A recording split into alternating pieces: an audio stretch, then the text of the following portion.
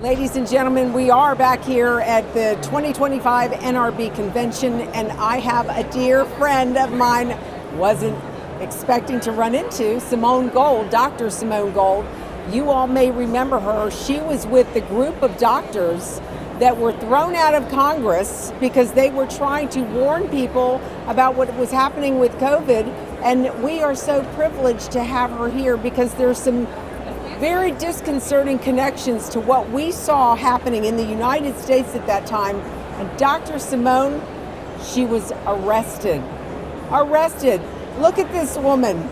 I mean, does this woman look like she should be arrested? No, ladies and gentlemen, she was doing what was right. She was protecting our freedoms, our right, and she paid a price for it. Dr. Gold, God bless you. Thank you so much for being back on the show, or being on the show. Yes. This is our first interview. I think it is our first interview. So tell me, I mean, I was following you, I was praying for you, I saw you in the news, and I thought, oh my gosh. I even called our dear friend and said, is she okay? What's going on?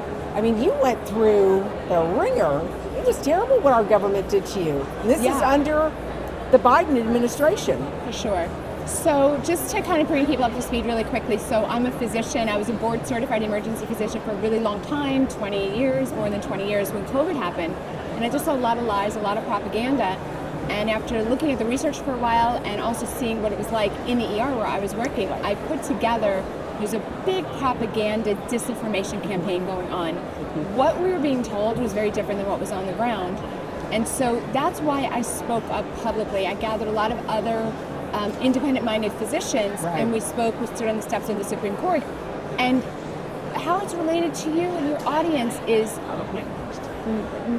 we as humans are very subjected to fear, living in a spirit of fear. We're also very group-minded, and we like to be neighborly, and we like to work cooperatively with each other. So when the big government or the big media is telling you something, your instinct is to go along. Right. But we knew as independent doctors that what you were being told was false. It was a lie. And you can't live in lies. You have to live in truth, right? The truth shall set you free. So we doctors came up and we spoke truth. And I'm so interested in talking with you today because not everybody sees the connection between, what we just lived through with COVID and even worse historical injustices. But I see the connection very clearly. It all starts with a propaganda disinformation campaign. Right. I don't know if I've told you. If I did, it was a long time ago because we met many years ago. But my father is a Holocaust survivor. And I grew up as a child of that, knowing how important it is to live in truth. Because the Nazis didn't just come in and start killing Jews on day one. Long before they did that, they did a disinformation campaign. They made the neighbors and the German citizens dislike the Jews. They would call them vermin. They said that, diseases spread through them. So they did a lot of disinformation. Then they started passing laws against them. So let's think back on our COVID years, right? We had a lot of disinformation going on. And it didn't take very long from the disinformation to turn into hatred.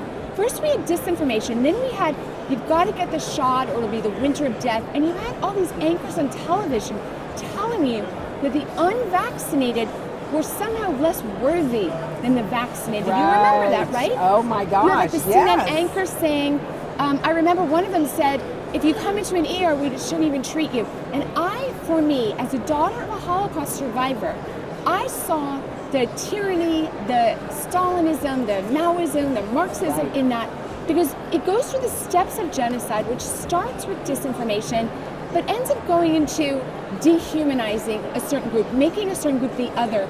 And that's what we did. We made the unvaccinated the other. Oh my gosh, so absolutely. For me, it was the same tyranny, just we didn't call them Jews, we called them unvaxxed. Correct. Yeah, it's interesting that you draw that parallel because we don't think when we were going through COVID, I mean, we saw what was happening, but we weren't tying it back to this is not the first time something like this has happened. This has happened in history. I was very sensitive to it. I'm not sure you even know or remember. In addition to being a physician, I'm also an attorney and a daughter of a Holocaust survivor. So I'm very aware and sensitive to the legal implications of what I'm seeing. and as a Jewish person, to budding tyranny. Right. It is very clear that we were engaging in a tyrannical kind of government that was separating out one group, and whether you chose to be vaccinated or unvaccinated, what we don't want is have a division where this group doesn't matter, but this group does. Right. That's the tyranny. You paid a huge price. Yes. So talk about that, because you were not only speaking up on behalf of your patients and really of all humanity, but they didn't like what you had to say. What happened to you? You were arrested and put in jail. Was it twice? No, one time. Okay. One time. So I was just laughing how it sounds to my parents was I arrested twice. Words my parents never thought they would hear. So I'm a doctor and a lawyer and an ex-convict, I suppose. So anyway, in the middle of COVID, I just had a tremendous urgency, I'd say for about 2 years, to just speak the truth. For me, it was absolutely humanitarian. It wasn't political. I couldn't believe that patients were being blocked from getting early treatment medicines, which would have saved their lives. By the way, you remember, you were told you couldn't take hydroxychloroquine or ivermectin, it was unsafe. Just last week, the FDA literally said, oh, whoops, you could take ivermectin for COVID. It was all a lie. And for about 2 years, I just felt a compulsion to speak the truth. So on January 6th, I was an invited guest speaker. I had a permit to speak at the Capitol, along with many congressmen, by the way. There was about 20 of us. There was Congressman Gosar, Congressman Marjorie Taylor Greene, other dignitaries, and I was one of the speakers. I was really racing the nation speaking publicly. The day, of course, went very sideways, and I was present at the Capitol on January 6th, and it's really kind of a fascinating story of how the government came out against someone like me for speaking publicly. You can see me giving my speech. I'm talking about people's fundamental rights over their body. I said, this is 2 generations from the Holocaust, and you're telling me that I have to put a needle in my arm? Are you kidding me? I mean, it was crazy. Yes. So I was really had to speak. And anyway, so the government came after me very, very hard. I was arrested in an FBI SWAT team raid that was worthy of El Chapo. I still have nightmares. It's unbelievable. This was at your home. I heard that they kicked in your front door. They did. There was 20 guys. Imagine in a movie, 20 guys in tactical gear, you know, the bulletproof vests and the huge weapons pointed at your chest with the laser sight beams right there, breaking my door down with a battering ram, and it was so shocking. Oh my God. And then I was handcuffed and shackled and perp walked in front of my neighbors. And you say to yourself, like, how do you not see the tyranny of this? Like, I don't know how people don't see the connection between. I see images of the Holocaust past. They arrested, they banged on the door, broke the door down, drug people out in the middle of the street with guns. It felt, and I never want to minimize the extent of what happened in the Holocaust.